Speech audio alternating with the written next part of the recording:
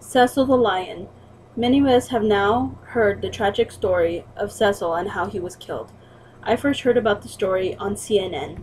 CNN interviewed the Zimbabwe Conservation Task Force, who said that Cecil was lured away from his animal sanctuary and shot with a crossbow. Unfortunately, his death was not immediate. He was actually tracked for another 40 hours, hunted down, shot with a gun, skinned, and beheaded. This horrific incident got me thinking of animal conservation and its significance. Animal conservation is important because it is the act of saving animals and preventing extinction by setting up habitat reserves. I want to talk to you today about GIS mapping as it relates to animal conservation, conservation being done in the United States, and how the Rio Grande Valley is playing a small part in these efforts. GIS mapping aids in monitoring and identifying conservation problem areas and prevents habitats from being completely destroyed or greatly diminished, which in turn stops a species from becoming extinct.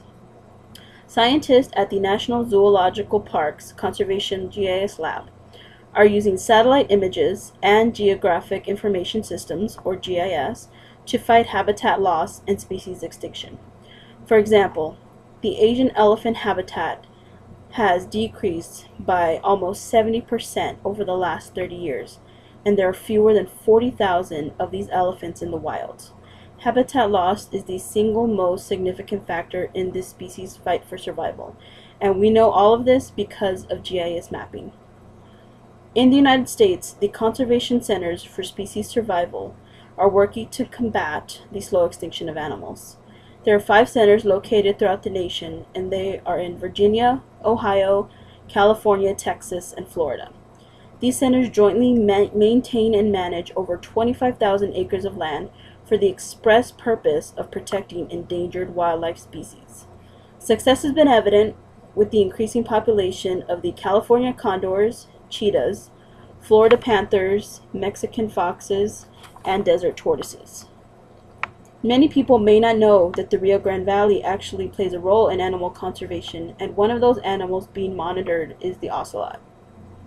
The U.S. Fish and Wildlife Service notes that the ocelot was added to the endangered species list in 1972. In the U.S., Texas and Arizona are the only states where the ocelot is known to live. More specifically in Texas, the Laguna Atascosa National Wildlife Refuge, which is located in Cameron County, is the protected habitat for approximately 30 to 35 ocelots. Due to the threat of extinction, there are many conjoined partnerships working to save the ocelot population.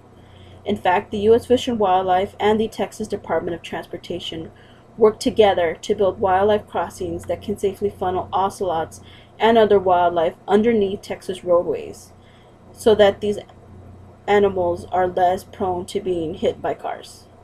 All of this is being done in an effort to promote and educate the public as to the potential extinction of the ocelot species. When considering animals and their right to live in this world, some may not see it as essential.